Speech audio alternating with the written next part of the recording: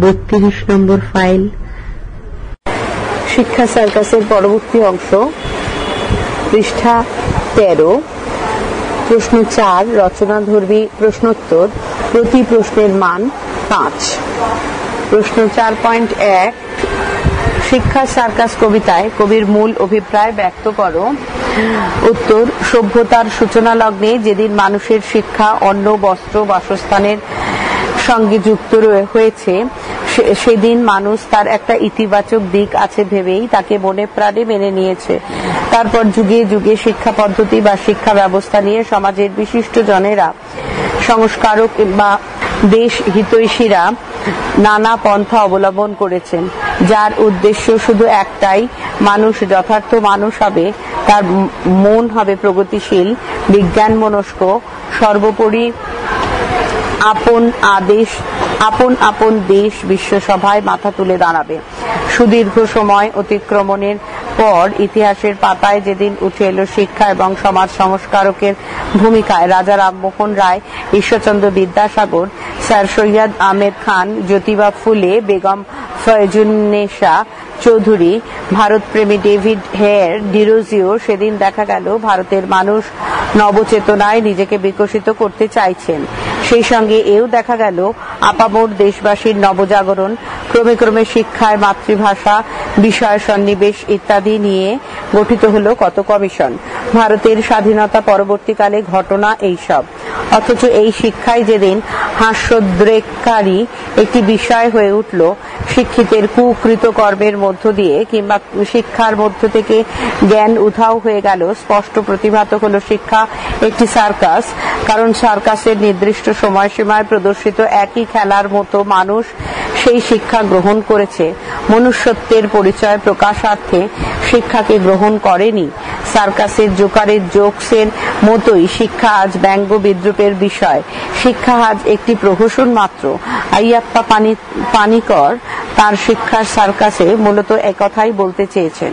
তিনি বিস্মিত হয়েছেন এই দেখে যে শিক্ষায় প্রতিদ্বন্দ্বিতা ক্রমোন্নয়নের আপ্রাণ প্রচেষ্টা, অথচ সেই শিক্ষায় যখন মানুষ অবনমিত হয়, মানব সভ্যতাও তার অর্থ বিস্তৃত হয়, যার ইঙ্গিত অত্যন্ত স্পষ্ট হয়ে উঠেছে শিক্ষার সঙ্গে সার্কাসের সাদৃশ্যে আর শিক্ষায় জ্ঞানহীনতার প্রসঙ্গে। প্রশ্ন 4.2, শিক্ষার সার্কাস কবিতার নামকরণ যথাযথ কিনা আলোচনা করো।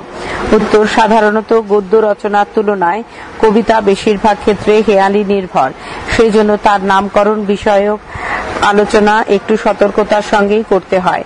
কারণ কবিতায় ব্যঙ্গার্থ এবং ব্যঙ্গার্থ দুই থাকে। দ্বিতীয়ত, কবিতা প্রতিটি ছত্র, শব্দ, এমনকি বিরতি চিহ্নগুলো ওপরও কবির যে অভিপ্রায়গত মায়াবী আলো সম্পাদিত হয়, সেটা পাঠক বা আলোচকের স্বভাবতই ধরাছোঁয়ার বাইরে। তবে মুখ্যত নামকরণের আলোচনায় কয়েকটি গতানুগতিক সূত্র অবলম্বিত হয়, স্থান, কাল, পাত্র। এই হিসেবে শিক্ষার সার্কাস কোনটির সঙ্গেই সম্পৃক্ত নয়, বরং আপাত দৃষ্টিতে নামকরণটি ব্যঞ্জনাধর্মী বলেই প্রতীয়মান হয়। কবিতাটি বিশ্লেষণ করলে দেখা যায়, একজন বক্তা উদ্দিষ্ট একজনকে জানাচ্ছেন উদ্দিষ্টজন যে শ্রেণী পাশ করবেন তিনি তার পরের শ্রেণীতে যাবেন। এইভাবে প্রথম, দ্বিতীয়, তৃতীয়, চতুর্থ শ্রেণী পর্যন্ত উত্তীর্ণ হওয়ার কথা আছে এই কবিতায়। এছাড়া আছে সব শ্রেণী শেষ হয়ে গেলেও বক্তা পরের শ্রেণীতে যাবেন। তবে লক্ষণীয়, এই পাশ করার সঙ্গে তিনি প্রায় ক্ষেত্রে যদি এই সাপেক্ষ বাচক কথাটি ব্যবহার করেছেন। দ্বিতীয়ত, কোথাও ফেল নেই, শুধুই ক্রমোন্নয়ন। এ থেকে প্রমাণিত হয় শিক্ষায় একটি প্রবল প্রতিদ্বন্দ্বিতা বিদ্যমান, এমনকি জীবনের পরীক্ষায়ও। এইসব কথার পরেই কবি আইয়াপ্পা পানিকর সব শিক্ষাকে বলেছেন সার্কাস, আর তার মাধ্যমে ওপরে ওঠার কথা। কিন্তু সহসা যখন শিক্ষার জ্ঞানহীনতার প্রসঙ্গ আনেন, অথবা যে জ্ঞান যা প্রকৃত নয় মানুষকে আজ যেখানে অবনমনের দিকে ঠেলে দিয়েছে বলে কবি মনে করেন, এবং তাতে প্রত্যক্ষ করেন শিক্ষা মানুষকে যথার্থ মানুষ করতে ব্যর্থ, তাই সে শিক্ষা আজ প্রতারক, সে শিক্ষা আজ প্রহসন। কারণ সার্কাস যেমন বৈচিত্র্যময় বিনোদনমূলক খেলা, আর অন্যতম আকর্ষণ জোকারের জোকস সাম্প্রতিক শিক্ষাও তদ্রূপ। এই দৃষ্টিকোণ থেকে বিচার করলে কবিতার শিক্ষার সার্কাস নামকরণ যথাযথ এবং তাৎপর্যপূর্ণ বলেই মনে হয়। পৃষ্ঠা 14, প্রশ্ন 4.3, সমকালীন শিক্ষাক্ষেত্রে শিক্ষার সার্কাসের প্রাসঙ্গিকতা বিচার করো। উত্তর, বিভিন্ন গণমাধ্যমের দিকে আজ দৃষ্টিপাত করলেই দেখা যায় নানা ধরনের শিক্ষা প্রতিষ্ঠানের নানা বিশৃঙ্খলা, রাজনীতির জটিল ঘূর্ণাবর্তে কোথাও শিক্ষক, কোথাও ছাত্র, কোথাও পুলিশ মার খাচ্ছেন, কোথাও মারা যাচ্ছেন। স্কুল, কলেজ, ইউনিভার্সিটি সব ক্ষেত্রেই দেখা যাচ্ছে শিক্ষার্থীর ফেল করলে পাশ করাতে হবে এরকম দাবি দেওয়া, ঘেরাও, ভাঙচুর। একই চিত্র ডাক্তারি, ইঞ্জিনিয়ারিং পরীক্ষার ক্ষেত্রেও পাশ করাতে হবে। কোথাও পরীক্ষা ক্ষেত্রে ভুয়ো পরীক্ষার্থী, কোথাও পড়ার ক্ষেত্রে মোটা টাকার চাহিদা। এছাড়া পরীক্ষা ক্ষেত্রে গণটোকাটুকি, সংবাদ মাধ্যমে কেউ বলেন পরীক্ষা নির্বিঘ্নে সম্পাদিত, কেউ বলেন ব্যবস্থা নিচ্ছি। এই ধরনের ঘটনা আজ বহুল পরিচিত।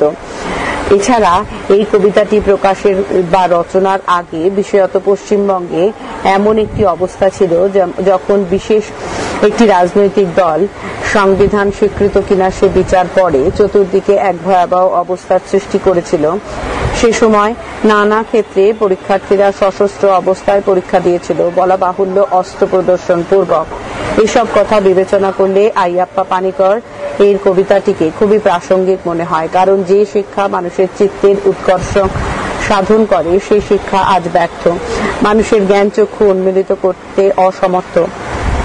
যদি তা না হতো তাহলে আজ শিক্ষা প্রতিষ্ঠান নিয়ে প্রায় প্রতিদিনই কোনো সংবাদ বেরোতো না কোনো কাগজে। শিক্ষার আলোক থেকে বঞ্চিত মানুষ আজ শিক্ষার দিকে কটাক্ষপাত করে ব্যঙ্গ বিদ্রুপের হাসি হাসছেন, কারণ শিক্ষায় হাজার পাস থাকতে পারে, যথার্থ মানুষ তৈরি হয় অঙ্গুলি নিয়েও। শিক্ষার সার্কাস গল্পটি এখানে শেষ হলো। পূর্ণাঙ্গ সহায়ক গ্রন্থ গুরু রবীন্দ্রনাথ ঠাকুর, পৃষ্ঠা 3। পৃষ্ঠা 3, লেখক পরিচিতি। রবীন্দ্রনাথ বিশ্বকবি, কবিগুরু। মূলত কবি হলেও রবীন্দ্রনাথ ঠাকুর একাধারী ঔপন্যাসিক, গল্পকার, নাট্যকার, নাট্য পরিচালক, অভিনেতা, গীতিকার, প্রাবন্ধিক, চিত্রশিল্পী, শিক্ষক, শিক্ষা প্রতিষ্ঠানের প্রতিস্থাপক ইত্যাদি। আসলে তিনি যে কি নন সেটা বলা মুশকিল। তার মানবতা সমৃদ্ধ সর্বজনীন চিন্তাধারা কেবল দেশবাসী নয়, বিশ্ববাসীকেও সমৃদ্ধ, সুস্নাত এবং প্লাবিত করেছে। শরৎচন্দ্র তাই যথার্থই বলেছিলেন, কবিগুরু তোমার প্রতি চাহিয়া আমাদের বিস্ময়ের সীমা নাই। 1861 খ্রিস্টাব্দে 7 মে, 1268 বঙ্গাব্দের 25 বৈশাখ রবীন্দ্রনাথ ঠাকুর জন্মগ্রহণ করেন। পিতা মহর্ষি দেবেন্দ্রনাথ ঠাকুর, মাতা সারদা দেবী। ঠাকুরদা বিখ্যাত প্রিন্স দ্বারকনাথ ঠাকুর, জন্মস্থান কলকাতা জোড়াসাঁকো। রবীন্দ্রনাথ ছিলেন পিতামাতার চতুর্দশতম সন্তান। প্রচলিত ধারণায় রবীন্দ্রনাথের স্কুল জীবন শুরু হয় ওরিয়েন্টাল সেমিনারি স্কুলে, কিন্তু প্রখ্যাত রবীন্দ্র জীবনীকার অধ্যাপক প্রশান্ত কুমার পাল জানাচ্ছেন রবীন্দ্রনাথের স্কুল জীবন শুরু ক্যালকাটা ট্রেনিং একাডেমিতে, তারপর নর্মাল স্কুল, সেখান থেকে বেঙ্গল একাডেমি ও পরে সেন্ট জেভিয়ার স্কুলে। কোন স্কুলেই রবীন্দ্রনাথ খুব বেশি দিন পড়েননি। আসলে প্রচলিত শিক্ষা প্রতিষ্ঠানের চিরাচরিত শিক্ষা পদ্ধতিতে রবীন্দ্রনাথ স্বাচ্ছন্দ্য বোধ করতেন না, ফলে বারবার স্কুল বদলাতে হতো। এত করেও তার বিদ্যালয় শিক্ষা শেষ হলো না। তবে প্রথাবদ্ধ প্রাতিষ্ঠানিক শিক্ষা শেষ না হলেও বালক রবীন্দ্রনাথের বিদ্যা চর্চা থেমে থাকেনি, বিন্দু মাত্র ত্রুটি ঘটেনি। বাড়িতে গৃহশিক্ষকের তত্ত্বাবধানে রবীন্দ্রনাথ বিভিন্ন বিষয় পড়তেন, ফলে গুণগত মানের বিচারে রবীন্দ্রনাথের শিক্ষা প্রতিষ্ঠানগত শিক্ষার চেয়ে অনেক বেশি এগিয়ে ছিলেন। যাই হোক, বাড়িতেই বিদ্যা চর্চা চলতে লাগলো। রবীন্দ্রনাথের বাড়ির পরিবেশ বরাবরই শিক্ষা, সাহিত্য, সংস্কৃতিতে সমৃদ্ধ। সেখানে সব ধরনের সংস্কৃতি অনুকূল বাতাবরণ। এর মাঝে বড় হওয়া রবীন্দ্রনাথ অল্প বয়সেই কবিতা লেখা শুরু করেন। তবে তার সাহিত্য চর্চা সূত্রপাত অন্যভাবে। রবীন্দ্রনাথ নিজেই বলেছেন, চাকরদের মহলে যে সকল বই প্রচলিত ছিল তাহা লইয়া আমার সাহিত্য চর্চার সূত্রপাত হয়। তাহার মধ্যে চাণক্য শ্লোকের বাংলা অনুবাদ এবং কৃত্তিবাস রামায়ণই প্রধান। অবশ্য কবিতা লেখার ব্যাপারে কবি ভাগিনেয় শ্রীযুক্ত জ্যোতিপ্রকাশের ভূমিকাও কম নয়। রবীন্দ্রনাথ বলেন, আমার মতো শিশুকে কবিতা লেখাইবার জন্য তাহার হঠাৎ কেন যে উৎসাহ হইল তাহা আমি বলিতে পারি না। একদিন দুপুরবেলায় তাহার ঘরে ডাকিয়া লইয়া বলিলেন, তোমাকে পদ্য লিখিতে হইবে বলিয়া পয়ার ছন্দে 14 অক্ষর যোগে রীতি পদ্ধতি আমাকে বুঝাইয়া দিলেন। শিশু রবীন্দ্রনাথের কাছে কবিতা রচনা ছিল অসম্ভব কাণ্ড, কিন্তু ভাগিনেয়র প্রেরণা, আগ্রহ এবং সহায়তার ধারণা পরিবর্তিত হল। ভুল, আগ্রহ এবং সহায়তায় ধারণা পরিবর্তিত হল। রবীন্দ্রনাথ মোহান্ধ হয়ে পড়লেন, কিন্তু লিখতে গিয়ে অন্য দশা। কবির কথায় গোটা কয়েক শব্দ নিজের হাতে জোড়া তারা দিতেই যখন তাহার পয়ার হইয়া উঠিল, তখন পদ্য রচনার মহিমা সম্বন্ধে মোহ আর টিকিল না। এভাবেই রবীন্দ্রনাথের সাহিত্য চর্চা শুরু হল। সেই থেকে অবিশ্রান্তভাবে কবি রবীন্দ্রনাথের আমৃত্যু লিখে গেছেন। শুধু কবিতা নয়, তার হাত দিয়ে বের হলো বিশ্বমানের সর্বজনীন উপন্যাস, ছোট গল্প, নাটক, প্রবন্ধ এবং গান। মাত্র 17 বছর বয়সে 1878 খ্রিস্টাব্দে রবীন্দ্রনাথ বিলাত যান, ভর্তি হন লন্ডন বিশ্ববিদ্যালয়ে। কিন্তু অচিরেই পিতার আদেশে তাকে দেশে ফিরতে হয়। 1883 খ্রিস্টাব্দে রবীন্দ্রনাথের বিবাহ হয় পাত্রী যশোর জেলার বেণী মাধব রায়চৌধুরীর কন্যা ভবতারিণী দেবী। পৃষ্ঠা 4। ঠাকুরবাড়িতে এসে হলেন মৃণালিনী দেবী। 1884-তে ঠাকুরবাড়িতে ঘটে দুর্ঘটনা। জ্যোতিরিন্দ্রনাথের স্ত্রী কাদম্বরী দেবী আত্মহত্যা করেন। এই কাদম্বরী দেবী ছিলেন রবীন্দ্রনাথের একমাত্র প্রেরণাদাত্রী। রবীন্দ্রনাথের প্রতি ছিল তার অসীম স্নেহ। তার মৃত্যু রবীন্দ্রনাথকে ভীষণভাবে আহত করে। 1885 খ্রিস্টাব্দে পিতার আদেশে রবীন্দ্রনাথ জমিদারি দেখার ভার নেন, চলে যান শিলাইদহে, সেখান থেকে সাজাদপুর ও পরে পতিশরে। শিলাইদহের পদ্মা তীরবর্তী অঞ্চলে রবীন্দ্রনাথ বেশ কিছুদিন কাটান। এখানকার উন্মুক্ত প্রকৃতি এবং উদার মনের মানুষগুলি রবীন্দ্রনাথকে বিশেষভাবে আকৃষ্ট করেছিল। তার সান্নিধ্য রবীন্দ্রনাথকে বহু শ্রেষ্ঠ গল্প, কাব্য এবং কবিতা রচনায় অনুপ্রেরণা দিয়েছিল। মাত্র 5 জন ছাত্র নিয়ে রবীন্দ্রনাথ 1901 খ্রিস্টাব্দে শান্তিনিকেতনে ব্রহ্মচর্য বিদ্যালয় প্রতিষ্ঠা করেন। পরবর্তীকালে এটাই বিশ্বভারতী হয়ে ওঠে। কিন্তু রবীন্দ্রনাথ পরাধীন ভারতের রাজনৈতিক জীবন থেকে নিজেকে বিচ্ছিন্ন করে রাখেননি।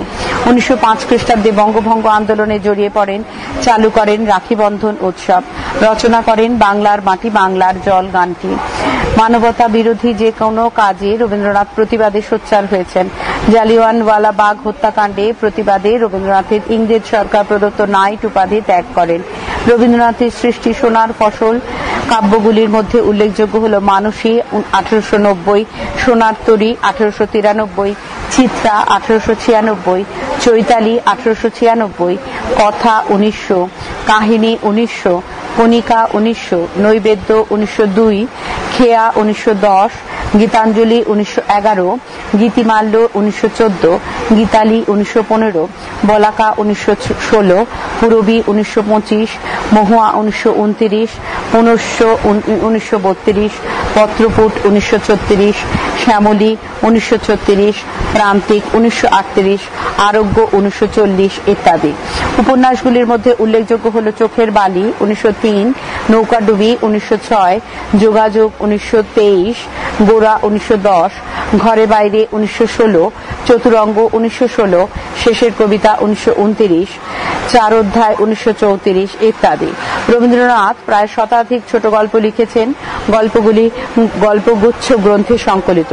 তার শ্রেষ্ঠ বিশ্বমানের কয়েকটি ছোট গল্প হল পোস্টমাস্টার, কাবুলিওয়ালা, অতিথি, শাস্তি, শুভা, ছুটি, খোকাবাবুর প্রত্যাবর্তন, হালদার গোষ্ঠী, ল্যাবরেটরি রবিবার, তিন সঙ্গী, মেঘ ও রোদ্দুর ইত্যাদি। নাটকগুলির মধ্যে উল্লেখযোগ্য বিসর্জন 1890, অচলায়তন 1912, ডাকঘর 1912, মুক্তধারা 1922, রক্তকরবী 1924, কালের যাত্রা 1932, ব্যঙ্গধর্মী কৌতুক নাটক হল বৈকুণ্ঠের খাতা 1897, চিরকুমার সভা 1925 এবং গোড়ায় গলদ 1928। রবীন্দ্রনাথের লেখা অন্যান্য কাব্যনাট্য, নাট্যকাব্য এবং গীতিনাট্য সমূহ হল রাজা ও রানী, চিত্রাঙ্গদা, বিদায় অভিশাপ, মালিনী, গান্ধারীর আবেদন, কর্ণকুন্তী সংবাদ, রুদ্রচন্দ্র, বাল্মীকি প্রতিভা, মায়ার খেলা, কালমৃগয়া, প্রকৃতির প্রতিশোধ ইত্যাদি।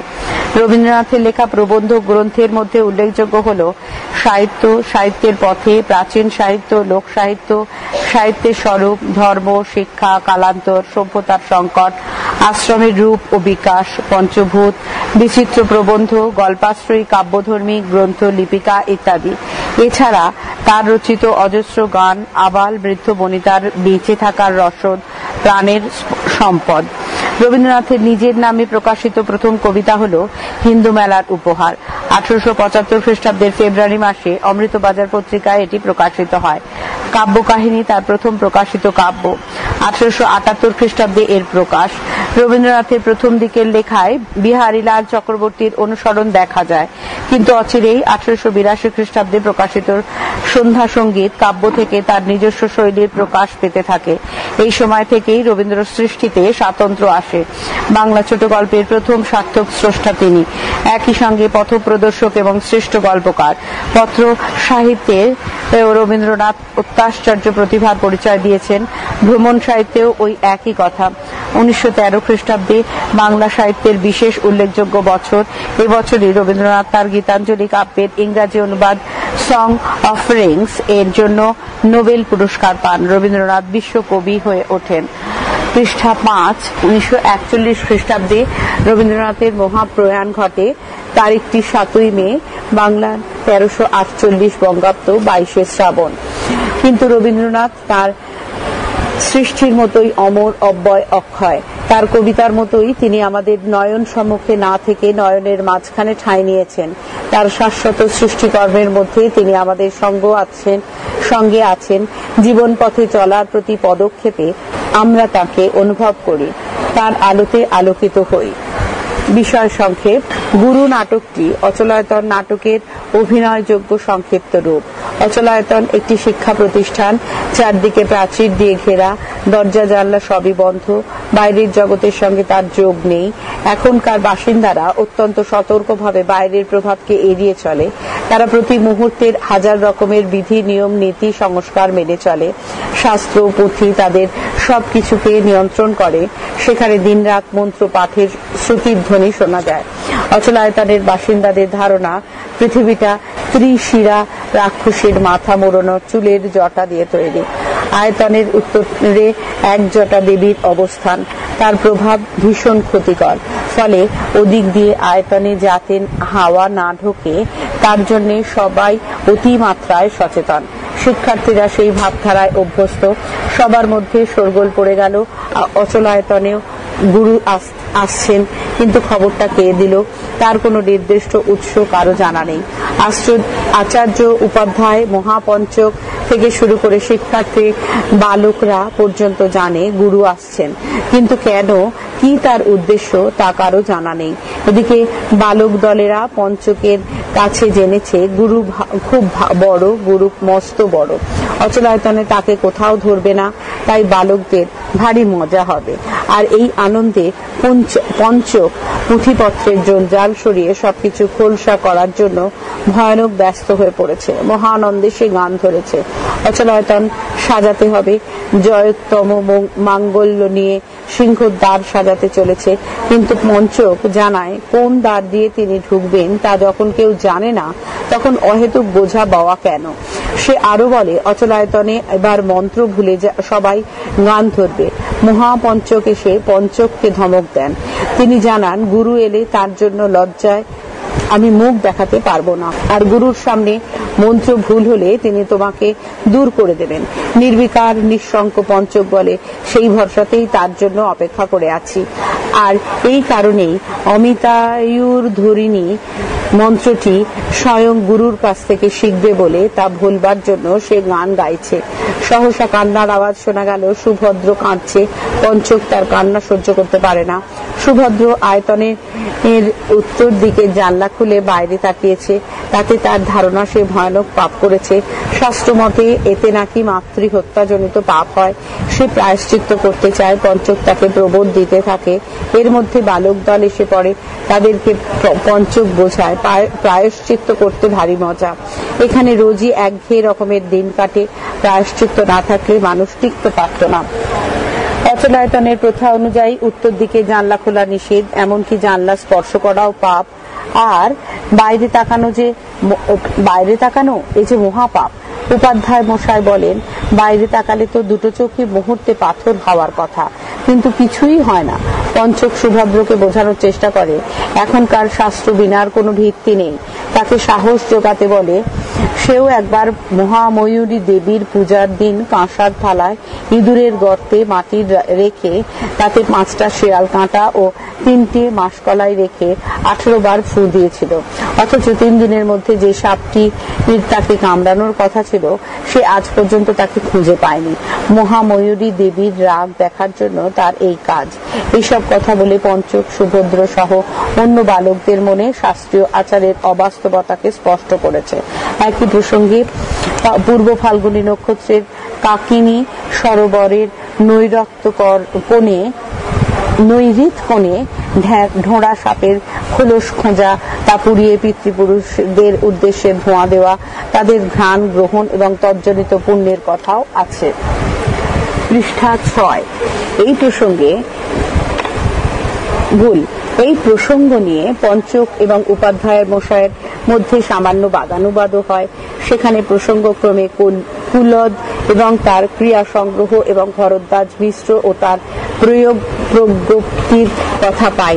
এগুলি অচলায়তনের শাস্ত্র গ্রন্থ। মানব জীবনে এর কোনো কার্যকারিতা নেই। শেষে পঞ্চক সুভদ্রকে আলিঙ্গন করে বাহুবা দিয়ে তাকে উপাধ্যায়ের কাছে থেকে নিয়ে চলে যায়। আচার্য এবং উপাচার্য গুরুর আসার কারণ খুঁজতে তৎপর। গুরু প্রসন্ন হয়েছেন না অপ্রসন্ন হয়ে অপরাধীর শাস্তি দিতে আসছেন, দুজনের মনেই আশঙ্কা। উপাচার্য সুতোষম জানিয়ে দেয়, আমরা কঠোর নিয়ম সমস্তই নিঃশেষে পালন করেছি, কোনো ত্রুটি ঘটেনি। কিন্তু আচার্যের সংশয় যায় না।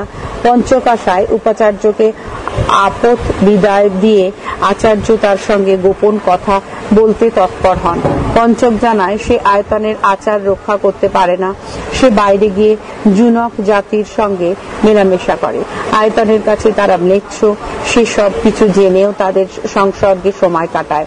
আচার্য কোনো সমাধান দিতে না পেরে বলেন, যদি ভুল করতে হয় তবে তুমি ভুল করোগে, আমাদের কথা শোনো না। পঞ্চক বিদায় হয়। উপাধ্যায় এবং উপাচার্য সুভদ্রের করা কাজের কথা নিয়ে আলোচনা করে। উপাধ্যায় তাকে বলেন আচার্যকে জানাতে, কিন্তু আচার্য বিচলিত হবেন ভেবে উপাচার্য খবরটি দিতে চান না। অথচ দায়িত্ব তাঁর।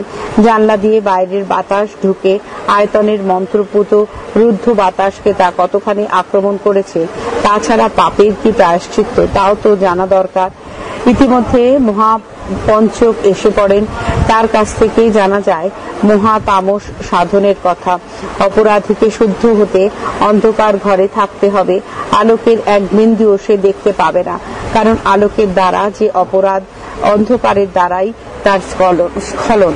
উপাধ্যায় মশাই সুভদ্রাকে নিয়ে হিঙ্গু মর্দন কুণ্ডে স্নান করানোর কথা বললে আচার্যদের বাধা দেন। স্পষ্ট জানান সুভদ্রাকে প্রায়শ্চিত্ত করতে হবে না, তাকে তিনি আশীর্বাদ করে দেবেন। মহাপঞ্চক তাতে সায় দিতে পারে না। উপাধ্যায় আচার্য দেবের এই বিচলতা কোনো কালে দেখেননি। তিনি বললেন, তুচ্ছ মানুষের প্রাণ আজ আছে, কাল নেই, কিন্তু সনাতন ধর্ম বিধিত চিরকালের। সুভদ্রকে নিয়ে পঞ্চক আসে। পঞ্চক আচার্যদেবকে অভয় দিতে অনুরোধ করেন। আচার্যদেবও অভয় দিয়ে বলেন সে কোনো পাপ করেনি, বরং দীর্ঘকাল ধরে বিকৃত মুখ করে বিনা অপরাধে যারা তাকে ভয় দেখাচ্ছে পাপ তাদের। তারা চলে গেল। মহাপঞ্চক বললেন, সুভদ্রকে বাঁচাতে আচার্যদেব সনাতন ধর্মের বিনাশ করবেন, সুতরাং ওকে আর আচার্য বলে গণ্য করা ঠিক হবে না। অথচ এটাও ঠিক, গুরু যাকে আচার্য করেছেন কেবল তিনিই তাকে সরাতে পারেন, সুতরাং অপেক্ষা করাই ভালো। অধ্যেতা আসেন। মহাপঞ্চক জানতে পারেন সুভদ্রকে মহাতামসে বসানো যাবে না। সেখানে মূর্তিমান বিঘ্ন হলো মহাপঞ্চকের ভাই পঞ্চক, কারণ সেই সুভদ্রকে তার কাছ থেকে কেড়ে নিয়ে গিয়েছিল। অবশ্য আচার্যদেবের আনুগত্যের কারণেই সে এটি করতে পেরেছে। মহাপঞ্চক ভাইকে নির্বাসন দেওয়া স্থির করলেন আর আচার্যদেবকে সংযত রাখার চেষ্টায় তৎপর হলেন। আচার্যদেব স্থিতধী হয়ে নিজের না পারাকে মেনে নিয়ে নিজের বিচারের জন্য বলেন তিনি নিজের অপরাধ স্বীকার করেছেন, এবার তাকেই প্রায়শ্চিত্ত করতে হবে। তিনি এও বলেন, গুরু চলে যাওয়ার পর তারা পুঁথিকে সম্বল করে তরুণ হৃদয়কে অমৃতবাণী দিতে তৎপর হলেন, কিন্তু তাতে তালু শুকিয়ে কাঠ, তাতে রসের লেশ মাত্র নেই। এবার বরং হৃদয়ের বাণী আনা হোক। গুরু যেন প্রাণকে প্রাণ দিয়ে জাগিয়ে দেন। নতুন বর্ষার সজল হাওয়ায় শুকনো পাতা উড়ে গিয়ে নতুন কিশলয় ফুটে ওঠার ডাক দিয়ে পঞ্চক ধেয়ে আসে। মুক্তির আহ্বান জানিয়ে সে নাচ গান শুরু করে। একে একে জয়োত্তম, বিশ্বম্ভর এবং সঞ্জীব তাতে যোগ দেন। মহাপঞ্চক তাদের থামাবার চেষ্টা করেন। মহাপঞ্চক তিরস্কার করে পঞ্চককে থামতে বলেন, কিন্তু থামে না। অতঃপর উপাধ্যায়কে জানান সর্বনাশ শুরু হয়েছে, সামনে ঘোর বিপদ। সঞ্জীব, বিশ্বম্ভর তখনও আচার্যদেবকে অনুরোধ করেন সুভদ্রকে মহাতামস ব্রতে বসাতে, এমনকি তার এই অন্যায়কে রোধ করতে তারা বল প্রয়োগও করতে পারেন। নির্বিকার আচার্য জানিয়ে দেন, গায়ের জোরে দেবতা গর্বার পাপে তিনি লিপ্ত হতে চান না। তবে তাকে তারা অপমান করতে পারেন, মারতেও পারেন, কিন্তু কিছুতেই সুভদ্রকে তাদের হাতে দিতে পারবেন না। মহাপঞ্চক আচার্য দেব সম্পর্কে চরম সিদ্ধান্ত নিতে উদ্যত হলে জয়োত্তম সাবধান করে দেন। বিশ্বম্ভরও একই কথা বলে। সঞ্জীব পায়ে পায়ে রাজি করানোর জন্য অনুরোধ করবেন বলে জানান। পৃষ্ঠা 7।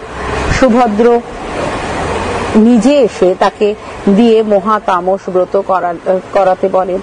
আচার্য তাকে কোলে নিয়ে বলেন তিনিই প্রায়শ্চিত্ত করবেন। মহাপঞ্চক আচার্যকে তিরস্কার করে বলেন যে তিনি জোর করে সুভদ্রকে মহাপুণ্য থেকে বঞ্চিত করতে চাইছেন। আচার্য আর্তনাদ করে বলে ওঠেন, হাজার বছরের নিষ্ঠুর মুষ্টি অতটুকু শিশুর মনকেও চেপে ধরেছে, একেবারে 5 আঙুলের দাগ বসিয়ে দিয়েছে রে। সুভদ্রকে নিয়ে পঞ্চক ও আর্যদেব চলে গেলেন, সঙ্গে উপাধ্যায়। মহাপঞ্চক সবাইকে ধিক্কার জানান। পদাতিক এসে স্থবির পত্তনের রাজার আগমন বার্তা জানায়। মহাপঞ্চক পরম আনন্দিত। কুশল জানতে চাইলে রাজা বলেন, দাদা ঠাকুরের দল জুন করা রাজ্য সীমায় বাসা বেঁধেছে। মহাপঞ্চক ভীত হয়ে পড়েন। রাজা তাকে জানান, চণ্ডক নামে এক জুনক গোপনে তপস্যা করে স্থবির সম্প্রদায়ের মন্ত্র পাওয়ার চেষ্টা করছিল, জেনে তিনি তার শিরচ্ছেদ করেছেন। তবে মহাপঞ্চকের চিন্তা যায় না, এই কাজটা দেবীর অভিশাপ লেগেছে। উত্তর দিকে জানলা খোলা হয়েছে জানতে পেরে রাজাও চরম হতাশ হন। এদিকে আচার্যদেব প্রায়শ্চিত্ত করতে বাধা দিচ্ছেন। অগত্যা সব জেনে আচার্য অদিন পুণ্যকে আয়তনের প্রান্তে থাকা অন্তজ অসুচি পতিত জাতি দর্ভক পাড়ায় নির্বাসিত করা হয়। এমনকি পঞ্চক রেহাই পাবে না।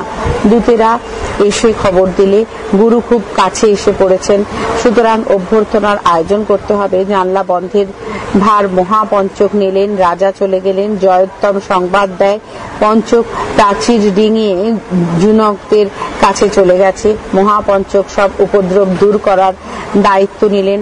ব্রহ্মচারীদের মন্ত্র পড়ার জন্য স্নান করতে নির্দেশ দিলেন।